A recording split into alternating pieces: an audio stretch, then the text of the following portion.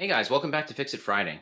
So this week we're going to be working on the Sega Game Gear, and this is a console that competed with the original Game Boy back in the early 90s. And I personally have a lot of fond memories of this system. I didn't own one, but my cousin did, so he'd bring it over all the time and we'd play it.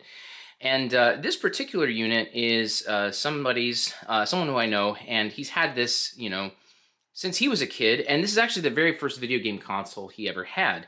And apparently this thing never really lasted through the 90s, so I guess at some point this thing dropped and the video display stopped working, but you could hear sounds and, the game sounded like it was still playing. So he gave it to me recently, and I did replace the capacitors on this because that's always a point of failure with these systems.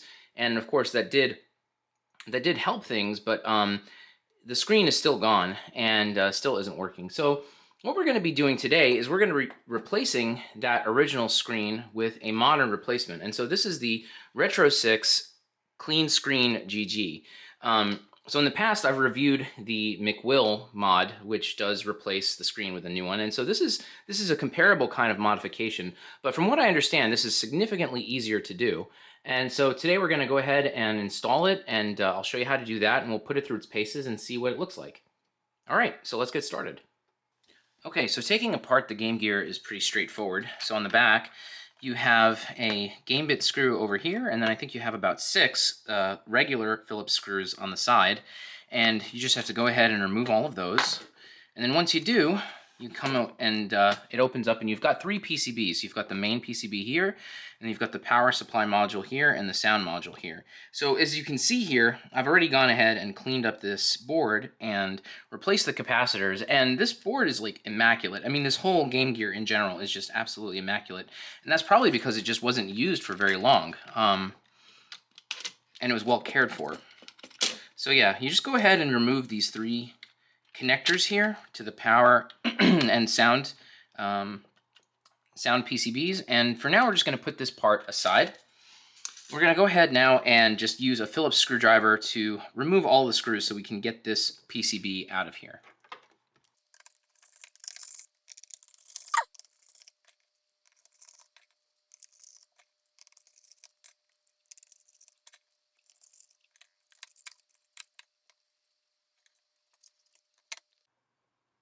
Okay, so the first thing that we have to do is we have to remove a couple of components to get started.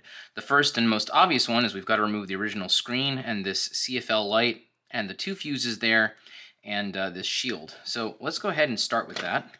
First thing you got to do is just remove the 4 screws that hold the screen in place, and then you got to get this tape off that's holding it down. And then we're going to flip this over, and we're going to just use a little bit of solder on the soldering iron and heat up, well, not solder, but we're just going to use the heat from the iron to loosen up this ribbon cable and take it off.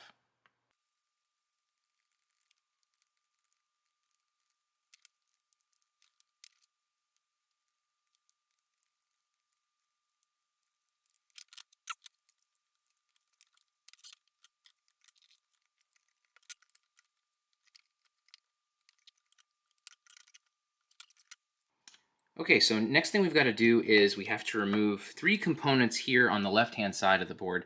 So we've got to get rid of this coil here, and then there's 2 resistors. They're labeled as R56 and R57 on my board. There's another version of the hardware where the resistors are in the same spot, but they're labeled R29 and R30. So let's go ahead and remove those.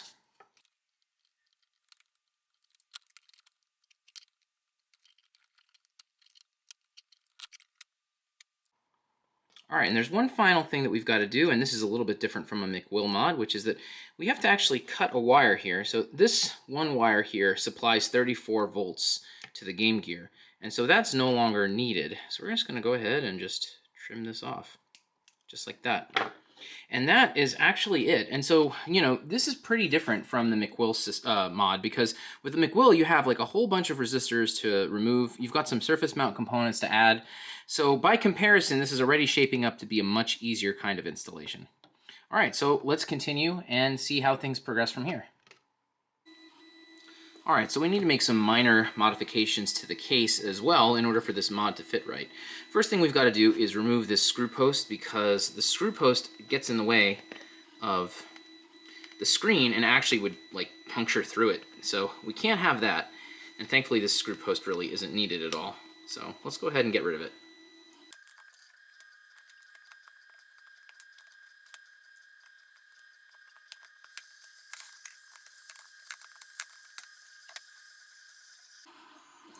Alright, so we also have this little shield that goes on the back of the Game Gear, and it's used to just kind of make sure that this cartridge slot glides into place, and it's, I think, also used as an RF shield as well. So these extra, I don't know what to call these, fringes, whatever, these extra pieces here, they need to go, because again, they also get in the way. So I'm just going to use a pair of pliers and just wiggle this back and forth until these pieces come off.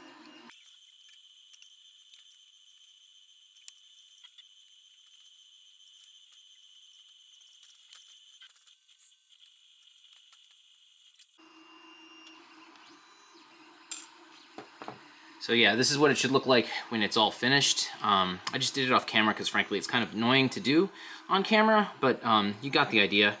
You just kind of wiggle back and forth with a pair of pliers. And if you have a vice grip, that's also an effective way of doing this as well. All right, well, let's continue with the installation. All right, so the next thing we're going to do is we're going to take the controller PCB and we're going to attach it to the screen. So the first thing you've got to do is to take the screen and attach it to this 3D printed bracket. And this is available on thingiverse.com. I'll have a link in the description, or you can purchase this directly from Retrosix as well if you don't have access to a 3D printer. You can see that this is the way I have it oriented. So the broader bracket pieces go on what's normally the top of the screen, and then the thinner ones go down here on the bottom. And we're going to go ahead and take this flex cable. We're just going to position it right here where the clasp is that holds it in place. And once you get that in there, you just push the clasp down. All right, so it's in position. Now just pull this down, and now everything is connected. And so then we're going to flip it over. And you know you've got it connected right if the PCB shape matches the shape of the bracket that holds everything down. All right, so now we're going to go ahead and we're going to mount this and use the original screws to attach it in place.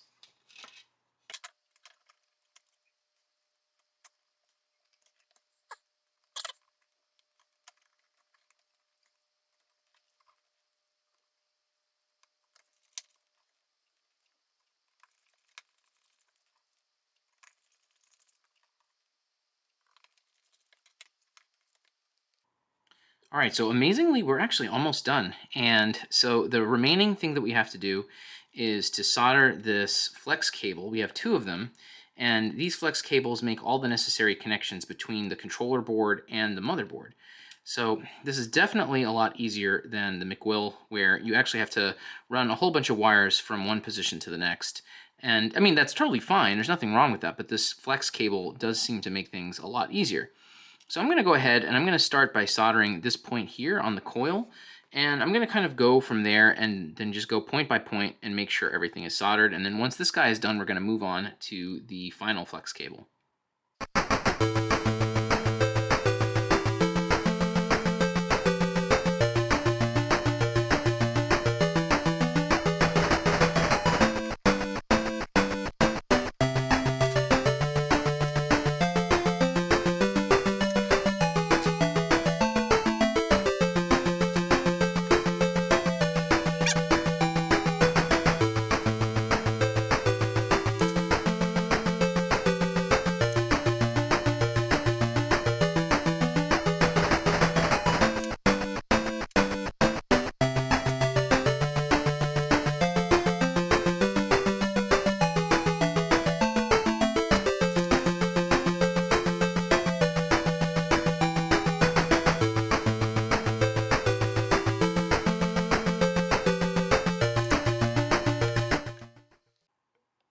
All right, so this is the final connection set that we need to make. So this is the second flex cable. Most of the connections are on this side, but there's 3 on the opposite side as well. So let's get started with this side first.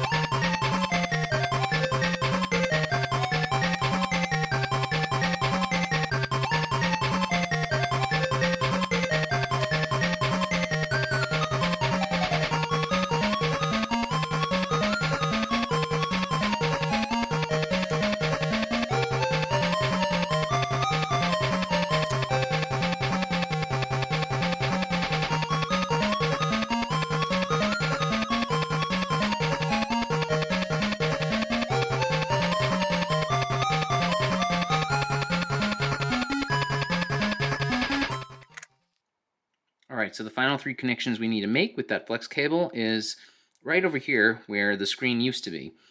So very specifically, it needs to be on pins 9 and pins 20. And from what I can tell, pin 1 starts over here where the arrow is, and so if you just count upward from there, it looks like this pin right over here, this is 9, and then over here at the end is 20. So if it helps when you're doing this, you can see that pin 9 is just to the right of this larger trace over here. So I'm going to go ahead and tack those into place. They also recommend that you tape this down afterwards, and I think that's just because of the strain on the flex cable. So let's go ahead and do that.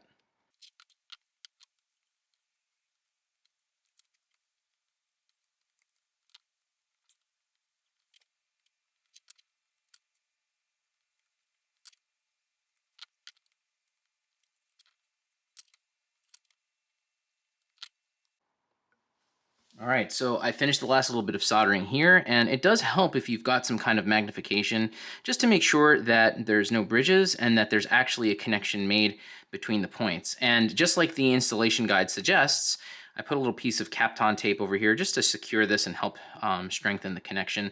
That's actually exactly what Sega did when, they put the original screen on here as well. All right, so now that we're done, this is the final step. So let's go ahead and reassemble and see if this thing works. All right, so we're back, and I've gone ahead and reassembled everything, and as you can see, it looks absolutely amazing. I'm really happy to get this one working, especially since it hasn't been working for probably something like almost 30 years now, which is kind of nuts. But yeah, it looks absolutely stunning. I have it here in the dark so you can just really see how the screen looks. And it also has a couple of nice features which distinguish it a little bit from the McWill. So if you dial the contrast wheel, you can actually change brightness, which hopefully is showing up nicely on camera here. And then if I hit the start to and left button, I think it lets you toggle between different modes. So here's like a scanline mode, which may not be as clear on screen, but visibly to my eye, it looks really good. And you can stretch it out. There's a couple of different options with regard to the display, and you just have to hold those buttons down. Yeah, you can see here. Here's a couple different modes. That's the, I think, original aspect ratio. And I'm dead. All right, well, I hope you guys enjoyed this video. I mean, if you're looking to modify a Game Gear, I very highly recommend this kit because it's way easier to set up, and the results are equivalent to the McWill mod, and it actually has a couple of new features that the McWill mod doesn't. So yeah, if you've got a Game Gear and you're trying to get a better screen, definitely go for this option. All right, guys, so that's it for this video. If you like this kind of content, then consider subscribing to the channel. I have my videos out every Friday, and I also have a website called oneuprestorations.com, and you can always reach me there if you have any questions, or, of course, if you have systems that you want modified or repaired. As you might have noticed, right now the site is kind of off, but that's because I'm on vacation, and I'll be back by June 15th, and I'll be ready to take orders again. Okay, thanks again for watching, guys. I'll see you next time.